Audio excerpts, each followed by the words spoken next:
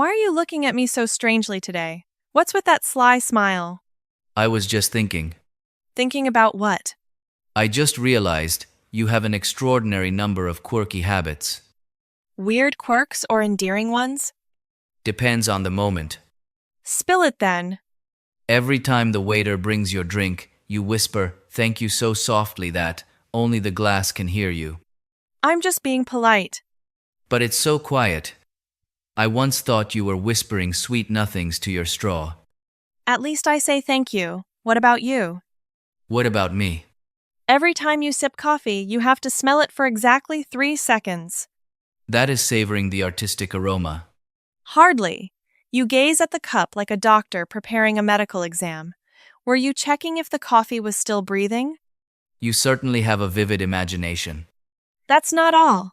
You always rotate your cup precisely 1 full turn before taking a sip. Huh? Do I really do that? I've counted across 23 dates, you rotated it every single time, and you stir it exactly 12 times too. No way. How do you know that so precisely? I'm sitting right across from you. So I've been under undercover surveillance all this time? Not surveillance, just curious observation. Still sounds rather dangerous. Oh, and another thing. Whenever you think, you scratch your chin, All men do that. but after scratching it, you nod so firmly like you've just unlocked a secret of the universe. You're wasting your talent by not becoming a screenwriter. No script needed, you perform it live. And what about you? Allow me to expose your habits. Whenever you eat cake, you break it into perfectly identical pieces. To make it visually pleasing, of course. So precise, I thought you were taking a geometry exam.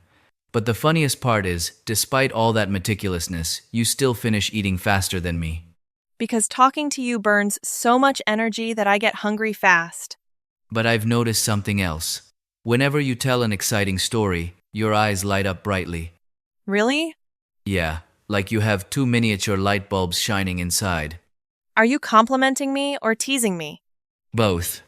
Well, I have a discovery too. When you laugh genuinely, What happens? your eyes completely disappear. You squint so much, I wonder if you can even see where you're going. As long as I can still see you, that's all that matters. There you go with the sweet talk again. I mean it. I just realized it's these tiny, subtle habits that truly make a person special. Exactly. Some people laugh out loud, others sip their water so slowly. And some people brush their hair back whenever they get shy. What? No, I don't. Since we sat down, you've done it exactly 7 times. You were counting too? Just following your lead. I didn't expect the two of us to be so alike, both fond of watching each other. Out of curiosity and genuine care, too. Do you know what I find most fascinating? Usually people try to hide their quirky quirks, but we bring them out to tease each other and laugh together. Because those little imperfections are the most authentic and the most unforgettable. Hey, what if one day I lost all those habits? I'd feel a profound void. And what if I stopped spinning my coffee cup? I'd ask right away, is something bothering you today? It turns out the things that make us remember someone forever aren't grand gestures. But the tiny, endearing habits that nobody ever plans to create. Speaking of habits, it reminds me of back when we first met. I was just thinking about that too. You were a world apart from who you are now. Different how? Back then, you were so gentle and shy. Are you implying I'm a fierce monster now? Not fierce, just much more professionally skilled. Whenever you call me out, you bring rock-solid evidence. That's because I've accumulated enough observation time. When we first met, you just sat there smiling bashfully. Because I had no idea you talked so much. I thought I spoke just enough to build good rapport. Just enough? On our first coffee date, you recounted everything from kindergarten to the time you got lost. I was only trying to break the awkward silence. Ease the awkwardness for whom? For you or for me? For both of us. Don't tell me you weren't awkward at all. I was completely composed. Really? Then why did you clutch your iced glass with both hands for a full half hour? At first, because the glass was cold. My dear lady, it was 36 degrees Celsius outside that afternoon. Well, I liked the refreshing chill in the heat of summer. Stop making up excuses. Fine, fine, I was nervous, all right. I knew it. I figured it out the moment you ordered your drink. What was wrong with my order? You changed your mind 3 times. First peach tea, then orange juice, and finally settled on milk coffee. Oh, did I really do that? I completely forgot. I remember vividly, because that day I was scared to death myself. You were nervous too? Truly. I almost called you by the wrong name. What? What were you going to call me? Tell me now. Oh, I forgot. Hiding it again. You remember but don't dare to say, right? Some secrets are best kept guarded by time. Smooth dodge. Did you tell your friends anything when you got home that night? Of course I did. What did you say about me? I told them I just met a guy who talks way too much. I knew it. But he was so captivating and natural to talk to. Time flew so fast that when I checked my watch, I gasped we'd been sitting there for nearly 2 hours. I was surprised too. Do you remember when we stood up to leave? I do. We both stepped to the left to give way, then both stepped to the right. Just like 2 dancers performing in the middle of the cafe. 3 times in a row. In the end, we looked at each other and burst out laughing hysterically. I think in that exact moment, all awkwardness completely shattered. Me too. Yet, after getting home, I was still anxious, wondering if I sounded silly, whether you'd ever want to see me again. If I didn't want to, why would I be sitting here stealing your coffee right now? Fair point. Honestly, I was worried you'd find me boring. You, boring? Someone who can turn standing in line for a baguette into a comedy script could never be boring. I just add a little extra spice to life. Quite a lot of spice, actually. Do you ever wonder what would have happened if one of us had cancelled that day? Then you still wouldn't know that out there exists a girl who loves to laugh and scrutinize people's quirks. And you probably wouldn't know a guy who must rotate his coffee cup exactly once before drinking. Looking back, it feels magical. Just a simple decision to grab coffee. Unlocked countless stories, including endless debates that never resolve. And every single time, you're the one who loses. I let you win, you know. When did you ever let me win? Ever since I realized arguing with you takes too much energy, plus every time I lose, you drink half my beverage. That's called a psychological consultation fee. A outrageously expensive fee, but entirely worth it. Because, in return, we have a treasure chest of memories. Let me ask you a serious question. Why so solemn? Go ahead, ask. What if 10 years from now, the two of us are still sitting in this exact corner of the cafe? The first thing I'd ask you is, Ask what?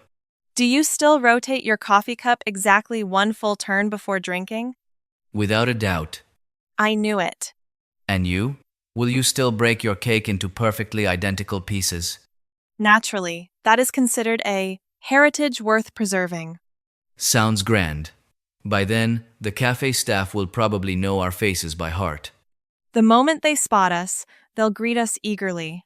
Look, the 2 legendary regulars are back. Then they'll set my coffee down and serve you a plate of cake pre-cut into 8 equal slices. No thanks, I must slice it myself. It's an artistic ritual. You truly are steadfast. As for me, I'll still savor the coffee scent, but extend it to 4 seconds. Is old age slowing down your reaction time? No, that's accumulating wisdom in tasting. Or simply that your nose needs extra time to function? You never miss a single second to tease me, do you?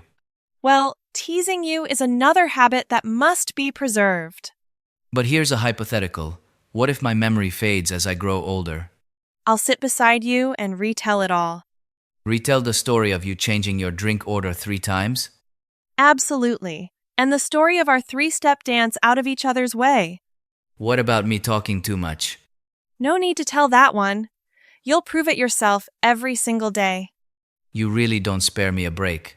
And what if you're the one who forgets? How would you remind me? I'd lean close to your ear and whisper, Do you remember the girl who counted me stirring my coffee 12 times? Hearing that, I'd burst out laughing and remember instantly. The future will surely bring many changes. Careers, goals, interests, even coffee preferences. But I hope a few things never change. Like what? That we still sit across from each other, talking about ordinary things, yet laughing endlessly. I'd love that. I can even picture a bright day when we debate over who remembers more memories. What does the winner get? Gets to drink the rest of the other person's beverage. Then I'm guaranteed to win. Why so confident? Because I have evidence! I even remember you dropping your spoon on our second date. You remember that too? You flusteredly looked around and timidly asked for a new spoon. So you've been spying on me since way back then. So, what do you remember? I remember the time you smiled so brightly, you almost knocked over your glass. And from that day on, I realized. Realized what? Your laughter can make the entire cafe feel so much warmer. You're sweet-talking again. This time I mean it. Are you afraid of the future? A little, because no one can foresee what lies ahead. But instead of predicting the future, we just need to build countless memories right now. A brilliant plan. So where do we start? Starting with finishing our coffee before the ice melts completely. We've been chatting so much. That's classic us. Meeting up for coffee, yet spending more time talking and teasing than drinking. Perhaps that's the real reason why we keep coming back to this spot. Not just for the good coffee. But because every time we sit down, we weave a new memory together. 10 or 20 years from now, I'm sure we'll still smile over these small, peculiar habits. Because, as it turns out, the most memorable things in a relationship aren't perfect moments, But ordinary things that two people turn into priceless treasures.